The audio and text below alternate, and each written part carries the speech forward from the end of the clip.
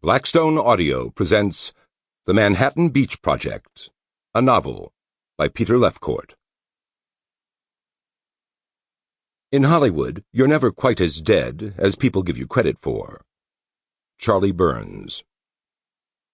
Great boldness is never without some absurdity. Francis Bacon.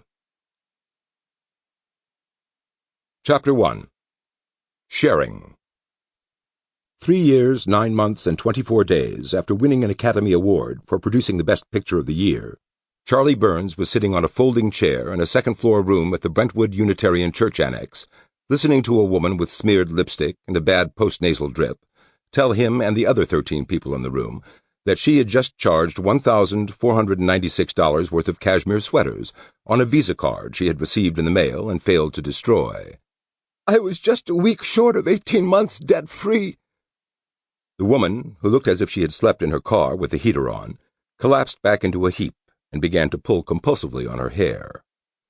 "Thank you for sharing, Sheila," the group leader, Phyllis, said. "Anyone else want to share?" She looked straight at Charlie as she said this. Charlie looked right back at her. There was no way he was going to get up there and tell this group of deadbeats that after making $2.65 million in back-end profits for producing the picture, he had let it all ride on the NASDAQ in February of 2000.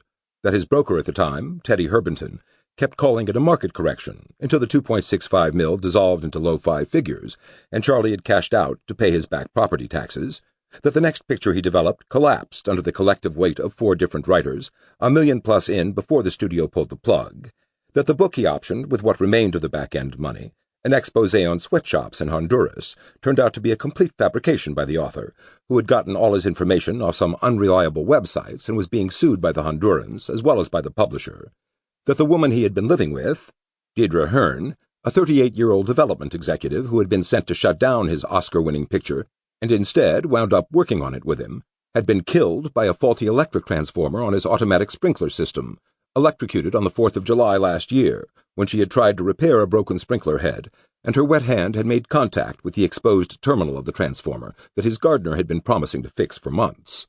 Nor was he going to share the fact that he was living in his nephew Lionel's pool house, driving Lionel's personal assistant's sister's car while she was recovering from periodontal surgery, a 1989 Honda Civic with one functioning headlight, communicating on a cell phone that he had gotten on promotion with a kited credit card, and was there in this Debtors Anonymous meeting only because his debt consolidator had insisted he attend as a condition of his protecting Charlie from the dog pack of creditors that descended on his mailbox daily.